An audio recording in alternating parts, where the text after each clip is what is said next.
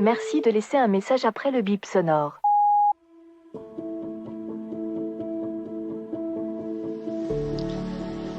Aloha Anne-Fleur, c'est Marie-Laure. On est lundi.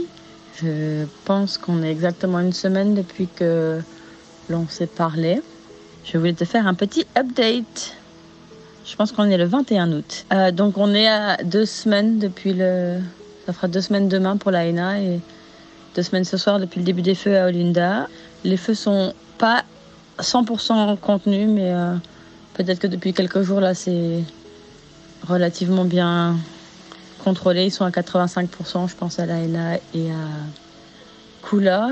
Il y a, je crois, 21 maisons à Kula et puis à la Henna, des milliers, bien évidemment. Et puis, il y a 120 morts confirmés et encore à peu près 1000 personnes manquantes. Le directeur de MEMA, le Maui Emergency Management Agency, après avoir dit qu'il ne regrettait pas de ne pas avoir activé les sirènes, a démissionné. Beaucoup de gens posent beaucoup de questions sur beaucoup de choses.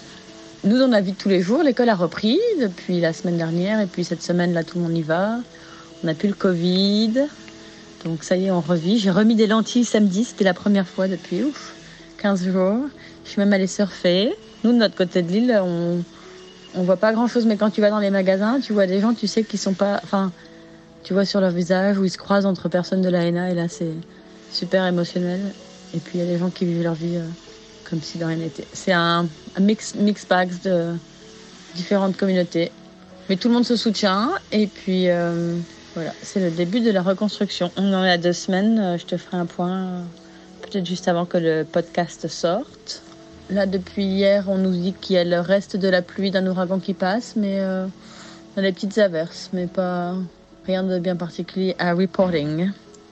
Pas mal de gens commencent à souffler, prendre une journée pour eux, à surfer ou aller se faire masser. Ou essayer aussi de s'écouter, c'est important parce que comme on dit, c'est pas un sprint, c'est un marathon.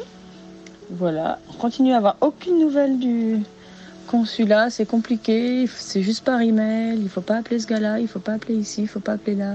Flo, là, il cherche toujours à faire ses papiers, il a tout perdu pour ses enfants et lui. Et voilà.